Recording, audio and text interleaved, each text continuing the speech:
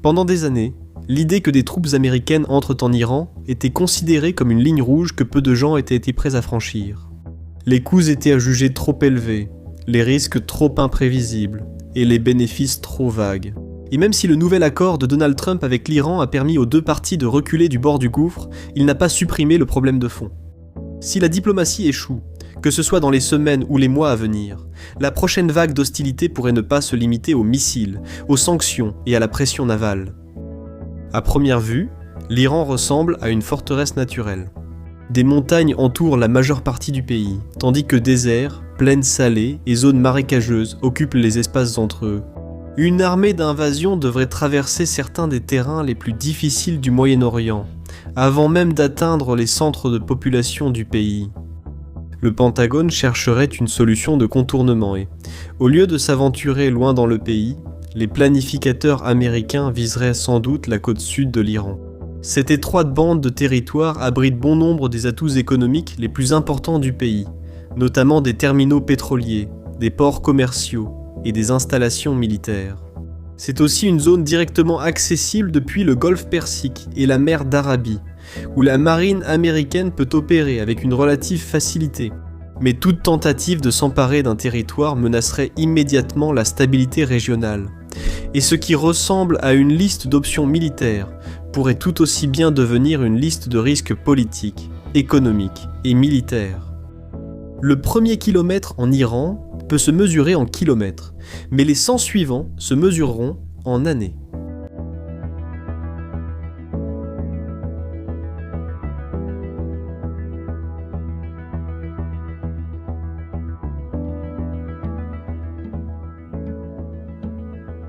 Encore une fois, c'est obscura.com/obscura.com Caspian ou utilisez le code Caspian lors du paiement. Washington et Téhéran sont de nouveau en contact, mais seulement parce que l'alternative serait pire. Pour l'Amérique, ce n'est pas vraiment une victoire. La question nucléaire reste non résolue. Israël reste profondément sceptique quant au processus, et la crédibilité de Washington dépend encore de la capacité de la pression à produire de la retenue. Si les négociations échouent, Donald Trump se retrouverait face aux mêmes impasses qu'auparavant. Comment exercer une pression sur l'Iran sans marcher sur Téhéran ? Une option récemment évoquée par des responsables militaires américains serait de capturer des sites stratégiques et d'en faire un nouveau point de pression. 5 de ces endroits se distinguent: l'île de Karg, le détroit d'Ormuz, les îles d'Abu Moussa, Grande Town et Petite Tombe, la ville portuaire de Chabahar, et enfin la région riche en pétrole du Khouzistan. Chacun de ces sites offre un accès au pays, mais il est intéressant de noter qu'aucun ne permet d'atteindre une victoire stratégique. La première option, l'île de Karg, est l'exemple le plus clair de la façon dont un avantage peut se transformer en handicap. Cette petite île isolée est le point de passage de 90 à 95% des exportations de pétrole brut de l'Iran. Des pétroliers font la queue au large, en charge des barils de pétrole et partent vers les marchés mondiaux. À tout point de vue, l'île représente un point de défaillance unique. Mais Karg n'a jamais été conçu par choix. Le fait est que le golfe Persique est une mer peu profonde, surtout le long des côtes. Les pétroliers, étant énormes en taille et en poids, nécessitent une profondeur de 25 à 30 mètres pour naviguer en toute sécurité. Cependant, certaines parties du golfe sont trop peu profondes pour cela. En conséquence, l'Iran extrait et raffine son pétrole près des champs continentaux, mais le brut est acheminé par des pipelines jusqu'à l'île de Karg, où l'eau est suffisamment profonde pour que les pétroliers puissent accoster en toute sécurité. Pour toute administration américaine cherchant un véritable levier, Karg pourrait bien être la meilleure option après la prise de Téhéran elle-même. S'en emparer offre un moyen d'infliger des dégâts maximum sans pénétrer profondément sur le territoire iranien. Mais c'est précisément ce qui le rend si dangereux. Une attaque contre Karg ne resterait pas locale. En tant que principal centre d'exportation de pétrole de l'Iran, toute perturbation se ferait sentir bien au-delà de ses côtes. Les marchés de l'énergie réagiraient immédiatement, et les nations arabes voisines se prépareraient à des représailles, car l'Iran chercherait presque à coup sûr des moyens de faire payer un prix à son tour. Voilà donc le paradoxe de Karg. Ce qui en fait une cible attrayante est aussi ce qui garantit que toute attaque contre elle dégénérerait en conflit international. La deuxième option, Une autre cible de grande importance est le détroit d'Ormuz. Peu d'endroits ont un poids stratégique aussi important, mais exercer un contrôle sur ce détroit est bien plus difficile qu'il n'y paraît. Il n'y a pas de cible unique qui puisse simplement être capturée. Ormuz est un patchwork complexe de voies navigables, d'îles, de côtes et de positions militaires. Toute tentative de sécurisation nécessiterait également des opérations contre la ville de Bandar Abbas et l'île de Keshm. Ces deux sites sont profondément intégrés dans la posture défensive de l'Iran et ne peuvent pas être contournés. Cela crée alors un dilemme fondamental. Contrôler le détroit nécessiterait plus qu'une opération ponctuelle. Les défenses côtières iraniennes, les batteries de missiles et les forces navales devraient être continuellement neutralisées, ce qui exigerait à son tour que les forces américaines maintiennent une présence à long terme dans l'un des endroits les plus disputés au monde. Et l'Iran dispose de plus qu'assez de puissance de feu pour rendre toute opération là-bas extrêmement coûteuse. Depuis les airs, des vagues de roquettes et de missiles pourraient maintenir la pression jour et nuit. En mer, des centaines de vedettes d'attaque rapides pourraient s'approcher rapidement et submerger les positions fixes avec des tirs de roquettes. Ainsi, dès que la marine américaine commencerait des opérations pour sécuriser le détroit d'Ormuz, les combats passeraient d'une opération limitée à une guerre prolongée aux conséquences économiques mondiales. La troisième option est un groupe d'îles dans le Golfe. Avec peu d'appétit pour un autre conflit sans fin au Moyen-Orient, certains décideurs évoquent périodiquement des objectifs plus petits et plus gérables. Abu Moussa, Grande Tombe et Petite Tombe sont souvent cités dans ce contexte. Ces trois petites îles forment une porte stratégique à l'entrée du Golfe, et certains ont avancé l'idée de les capturer. La marine américaine pourrait envoyer les Marines, sécuriser les îles, restaurer les pistes d'atterrissage, ouvrir des corridors pour les renforts, et finalement établir des bases avancées, avec des approvisionnements venant du Koweït, de l'Arabie Saoudite et des Émirats Arabes Unis. Cela semble être une opération simple sur le papier, mais en pratique, tout dans ce plan se heurte aux mêmes contraintes que celles rencontrées dans le détroit d'Ormuz. Lors de la dernière série d'hostilités, chaque position fixe des États-Unis dans le Golfe s'est révélée difficile à protéger. Les frappes iraniennes ont endommagé radars, systèmes de missiles et d'autres équipements.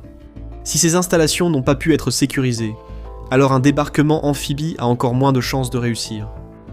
Pour être clair, les États-Unis pourraient certainement s'emparer des îles, mais la véritable difficulté commencerait après le débarquement. Compte tenu de la puissance de feu de l'Iran, ils pourraient simplement maintenir les îles sous attaque constante et les transformer en zones d'interdiction d'accès. Il est difficile de surestimer l'ampleur de cette puissance. La côte iranienne s'étend sur plus de 1500 km, avec les montagnes du Zagros, qui s'élèvent juste à l'intérieur des terres, offrant à la fois portée et couverture pour les positions de lancement. Et puis il y a les systèmes qui n'ont pas encore été utilisés à grande échelle, comme les drones à fibre optique. Ce sont des drones guidés par des câbles physiques plutôt que par des signaux radio et ils sont pratiquement immunisés contre le brouillage. Certains de ces câbles mesurent 60 km de long, ce qui suffit à couvrir chaque île iranienne. Lorsqu'ils sont lancés en grand nombre, ces drones peuvent submerger et anéantir n'importe quel contingent américain sur les îles. Les Marines américains seraient essentiellement des cibles faciles. Ainsi, ce qui semble être une opération à faible coût pourrait facilement se transformer en piège. La quatrième option est peut-être le point d'entrée le moins discuté, est Chabahar. Comparé à la région du Golfe fortement militarisée, cette partie de l'Iran est plus ouverte et moins encombrée. C'est aussi là que se trouve le seul port en eau profonde du pays accessible aux navires océaniques. Mais l'accessibilité n'est pas synonyme de valeur stratégique. Chabahar n'a pas le poids qui rend les autres cibles attrayantes. Ce n'est pas le centre d'exportation pétrolière de l'Iran comme l'île de Karg, ni situé près d'un point d'étranglement stratégique comme le détroit d'Ormuz. Mais la position isolée de Chabahar, loin de la plupart des actifs économiques et militaires les plus importants de l'Iran, a des avantages et des inconvénients. Cela en fait un point d'entrée plus facile, et il est moins susceptible de déclencher le genre d'escalade immédiate observé dans le Golfe Persique. Cependant, en même temps, Chabahar est tellement éloigné du cœur de l'Iran que toute force américaine débarquant là-bas devrait encore avancer plus profondément sur le territoire iranien pour obtenir un levier plus significatif. Ainsi, Une opération limitée pour prendre un port en eau profonde pourrait vite entraîner les forces américaines dans une guerre terrestre plus vaste, avec toutes les complications que cela implique. La cinquième option, est sans doute la voie la plus plausible pour une invasion terrestre, est le Khouzistan. Celle-ci offre le chemin le plus direct et le plus évident depuis le Golfe vers l'une des régions les plus stratégiquement précieuses de l'Iran. Le Khouzistan était riche en pétrole, abrite une importante population arabe et se trouve à 2 pas de la base militaire américaine au Koweït. La proximité du Khouzistan avec le Koweït n'est pas seulement un détail géographique. Cela signifie que tout contingent américain se déployant dans la région passerait probablement par le Koweït, puis traverserait la région de Bassora en Irak. À bien des égards, cela suivrait le même itinéraire qu'a utilisé Saddam Hussein pendant la guerre Iran-Irak. Mais contrairement au conflit précédent, le corridor n'est plus aussi permissif qu'il l'était autrefois. Toute avancée à travers le territoire irakien fera face à la pression des milices supplétives iraniennes, y compris les forces de mobilisation populaire, dont les effectifs, selon l'organisation elle-même, dépassent largement les 200 000 hommes. Ainsi, bien avant que les forces américaines n'atteignent le sol iranien, une nouvelle guerre transnationale massive pourrait faire rage dans la moitié sud de l'Irak. Ce qui signifie que le chemin le plus direct vers l'Iran, le Khouzistan, est aussi le plus dangereux. Au-delà des routes d'invasion elles-mêmes, il existe une autre variable qui pourrait influencer le cours de la guerre, les Kurdes.